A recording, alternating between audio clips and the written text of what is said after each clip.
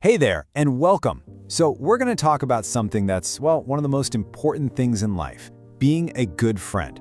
We're going to dive into some simple but really powerful skills to help you be a kinder, smarter friend, all without having to change the awesome person you already are. Okay, let's just be real for a second. Have you ever been in, say, the school cafeteria and you look around and it just feels like you're on the outside looking in? Like everyone else got this secret instruction manual on how to be friends and yours got lost in the mail? It's a really tough feeling, I know. Well, if you've ever felt that way, I want you to know something super important.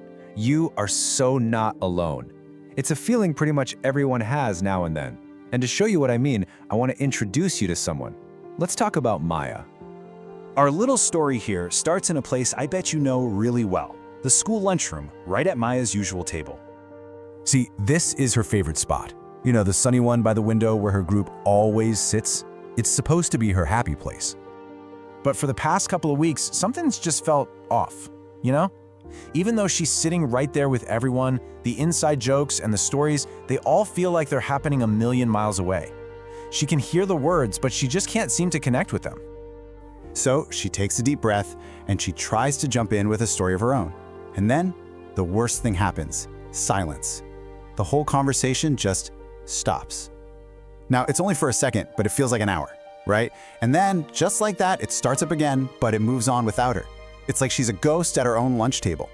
And as she just kind of pokes at her food, there's this one big question just echoing in her head. And it's a question I bet a lot of us have asked ourselves. What am I doing wrong? Well, here's the good news. Maya and you are not doing anything wrong. You just might be missing a special kind of superpower. And that brings us to this huge idea. I like to call it the friendship superpower. And trust me, it is the key to turning those awkward moments around and building way stronger friendships. So what is this superpower? It's actually pretty simple. It's the ability to make other people feel like they actually matter, to make them feel seen and heard and just appreciated for who they are. But you know, the most important part of this is that last bit. It's not magic, it's a skill. And just like any skill, like playing soccer or learning guitar, it's something you can totally get better at with a little bit of practice. Okay, if you only remember one thing from our whole chat today, make it this. So many of us, kind of like Maya, we spend all our energy trying to be interesting, right? Trying to tell the funniest joke or have the coolest new thing. But the real secret, the actual superpower, it's being interested in other people. It's all about turning the spotlight off of you and shining it on them for a little bit. So, to help you build this amazing superpower, we're going to put together something called a friendship toolkit. And over the next few videos, we're going to fill that toolkit with all these simple but super powerful tools. Things like how to ask great questions, how to really listen, giving compliments that are actually genuine, remembering the little details about people, and even training your brain to find the good in others. But hey, you don't have to wait to start building your toolkit. In fact, here's one really simple tool you can start using, like today.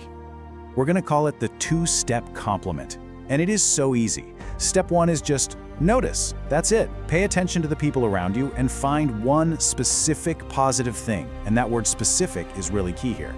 Then, step two, just mention it. Tell them, simply and honestly, what you saw. That's all. No big speech necessary, no drama, just notice it and then mention it. And look, this doesn't have to be some huge deal.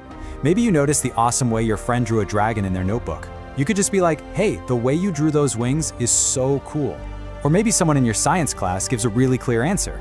You could tell them later, wow, you explained that so well. It could even be as simple as noticing someone gave you a friendly smile when you were having a bit of a rough day. So as we wrap this up, I want you to remember this one thing. Making friends is a journey. It's not a race. Seriously, everyone moves at their own pace. And just by watching this and thinking about it, you have already taken a huge first step. You're already on your way.